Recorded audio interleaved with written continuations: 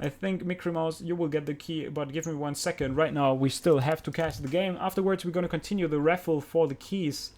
But now, we're gonna focus on this beautiful game, the second game of this series, which is OrcWorker against Anima. On the left-hand side of Echoids, we have the yellow spawning Orc player, OrcWorker, that was able to take a rather convincing game on Secret Valley without too much trouble, to say the least. On the other hand, we have the Frenchman that likes to eat a baguette every now and then. No, just kidding. We're not falling into the trap of making these kind of jokes. Actually, we already did. Feels bad, man. So now we're gonna have the red spawning human player here trying to play his heart out on his map choice. Dude, what the hell are you doing? The miscontrol! The miscontrol! Wow. Did that really just happen? He pulled off all his workers and puts them somewhere. Such a nice control. Pete Townsend, how is it going, man? How is your weekend? How is life? Let's see. Anima gets a second farm. He tries to make everything possible happen in this game. And now we're gonna have the Archmage being started, and we can compare it to the Blade Master. You can see the Blade Master is a little faster. And some people might say, like, why are you even mentioning this? This is not a big story to be told. What is this going to change? Yeah, guys, it's going to change a hell lot if you start creeping this green camp and the Blade Master sprints over with that super early shot being constructed. And if he decides to pick up, like, I don't know, maybe a speed scroll or something, he can basically steal the entire camp just cause you are a little lazy and you did like one tiny micro mistake pulling that worker away. So yeah, it makes a hell lot of a difference sometimes, these tiny things in life. That's just like how Warcraft is being played these days. Every single mistake will be punished in a way. Or at least can be punished, but you still need to execute flawlessly to make that happen. OrcWorker is now coming over. In case you're wondering, this is a casual donation goal up there. I stole this from, like, I had the inspiration one day from other streams. Just, like, putting it out there. But now OrcWorker not going on the stealing path of life, not being a thief. Not being a thug, he's going and picking up that Glove of Haste. Archmage picks up the Ring of Protection. That suits him kind of well. I think like that goes really well with the kind of way that he dresses himself. I can really see a ring on that hand. Works really well. On the other hand, like this horse looks kind of disturbing, I have to say. I like that kind of white hair like on the back of him. But the ponytail at the end, I'm not so sure if that works for me. But whatever you like. The ring is definitely like a pretty cool feature. What does he have on his back? This looks like sexy. There's not too much to be talked about. Blade Master now going for the Ogre Mage I pick up. We finally had sound and haven't had sound the entire game because this feels really like very loud. Player's force is under zoom attack. away and zoom in again. And it's still super loud. Whatever. Ogre Magi about to fall. Footman finds the Blade Master there. Not level 2 yet for the Blade Master. Picks up the... Oh, this is really loud. Wow, I think it came from the zooming, because I was zooming in, then sound gets louder. Now the sound is kind of normal again. Thank you very much. I should not do too much troll moves again. So, we have that Archmage stealing away a little bit of experience by killing that camp. In the meantime, we had Malicious clearing off the other green camp on the other side. So beautiful multitasking coming out of the Frenchman. So far, so good. He will not get the Boots of Speed, though, and this might be a major threat to him. Blade Master picks that one up. Bought a Claws of Attack at the marketplace while creeping it. And if he finds your hero right now, you are looking for trouble, and this is what's going to happen. Boots against no boots, Blade Master against Nahum. He might have been on a horse, but he cannot run away fast enough. I'm not sure why he's not chasing, but he definitely got reasons, probably. OrcWorker, what the hell are you doing? Runs are now going at it. The third burrow is being cancelled. It's not a crucial timing to cancel that one. I think if he starts it again, it will still be in time to get the Shadowhunter out. Blade Master with the boots will have easy pickings here. Uses a Windwalk, still got plenty of mana to spend. Kills one, is probably going to kill the second one and picks up level 2 after killing that. But he could have gone like full tryhard to kill that Archmage. I don't know why. He's not going for that. Level 2 Blade Master now. Critical Strike enabled. He needs to block that here with a Peon. Water Element cannot reach. That was fast enough. Now he needs to block with the Gold Line. Hello? Hello? Mingli? Wow. Well, one true champion.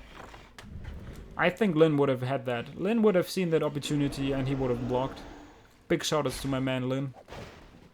Now forcing the Archmage to pull the town. But I'm not even sure why he went there with the Archmage and used the Staff of Teleportation to get there. Because as soon as you get there, you are in trouble because you will not get out of there.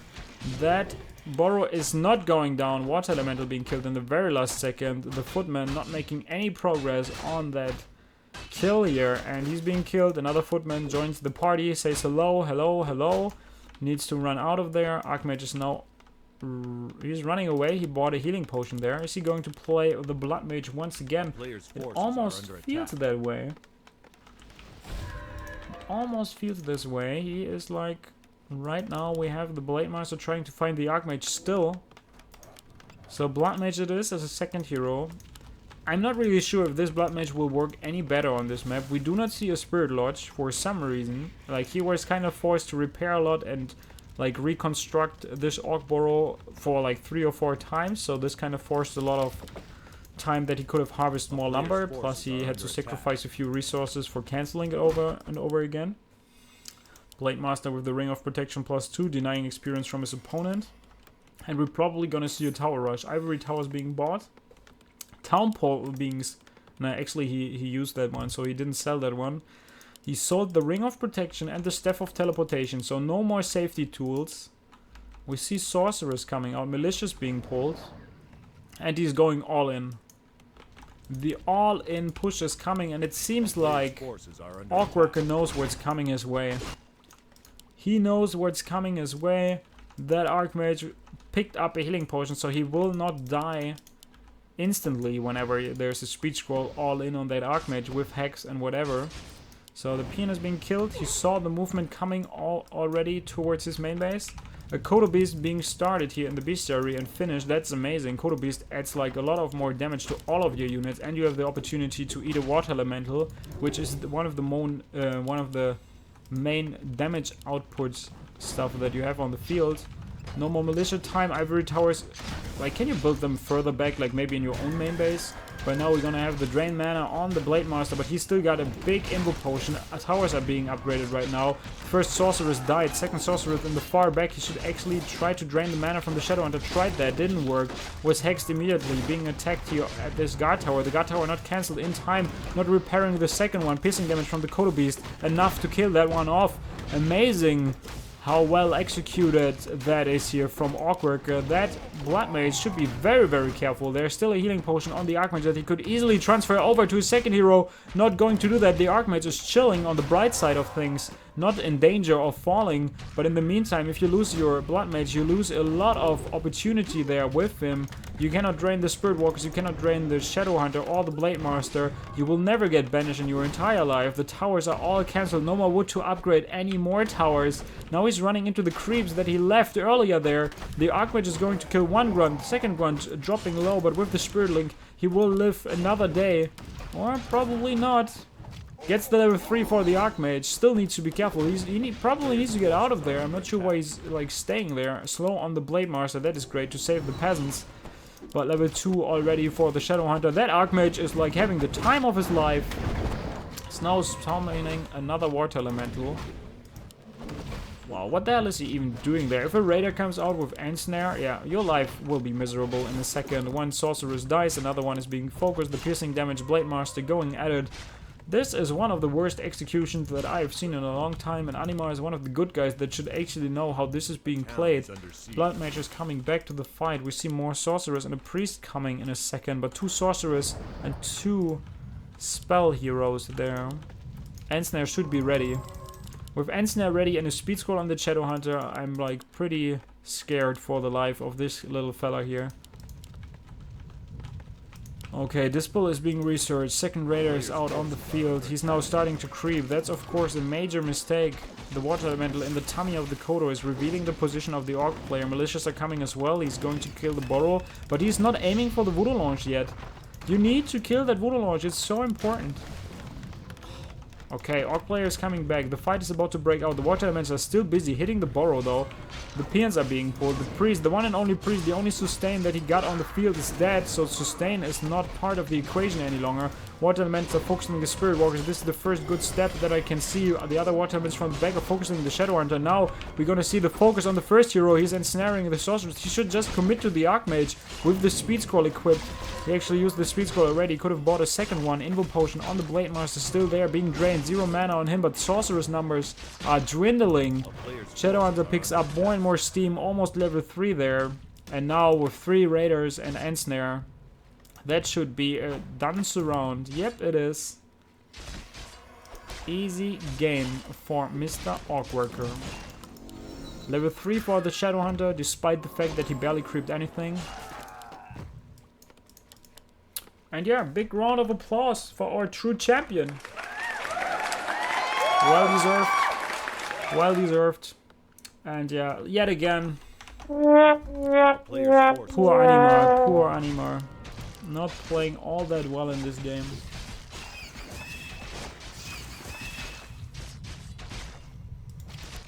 It's not even an uphill battle. This game is just being over. I'm not even kidding. Like even there's like all the walkers and shit, they are dead. That might be a problem because the Orc Boros are dead now. But I don't really see him capitalizing on that fact and now like charging in and winning that game because the Blade Master is like in a really good shape. The Voodoo Launch is still there. He found Talisman of Evasion for his Blade Master. He's level 4, level 2 critical strikes. The only downside is really that he doesn't have any walkers because he killed the Orc Boros, but let's see, it's like 33 against 38 supply. Maybe I counted him out way too early. But I really don't see a way of losing that game here for Mr. OrcWorker. He could easily just buy mercenaries at the time the 2 Boros finish. Yeah, Blade Master is going down there. Shadow Hunter is already like idling at the shop, picking up a Clarity Potion. Berserker and Ogre Mauler, maybe even the Priest. No, not the Priest. Spirit Walker, yes. Headhunter, yes. Ivory Tower, okay. Blood Mage, still level 1. No Dispel there. 3 Water Elementals will do some magic. Kodo Beast needs to desperately eat one of them. Is now going and getting the connection. Eating that one. Blade Master tries to dive in on the Blood Mage, who is still level 1. But now with all the peons and the Raiders, he doesn't have Dispel, but if you have Speed Scrolls and access to the shop with that Shadow Hunter, that is now nicely being mic'd away. All the 3 towers are being cancelled. When Spirit Walker comes to the party, he got 1 Dispel that he can easily spend on all of the units right now because they're clumping. Shadow Hunter now being drained by the Blood Mage. Nice job there by Anima, even surrounding the Berserker there with his peasants. Just nice for them. Now the Archmage is the target of choice, about to kill that one. Blood Mage is still not level 2, no banish to save his body. GG being called by Animar, and a beautiful game coming out of OrcWorker. 2-0 victory, stepping his game up and moving to the semi-final already, I feel. Let me check that real quick and get confirmation on this. Is it semi-final? Yeah, it was already the quarterfinals, so he's in the semi-finals and he's going to play against the winner of Happy against Sonic. On the bottom half, Passion against Chechi, we saw that. Shimiko against Hawk is not updated yet. Believe is playing against Rich, as you guys have informed me.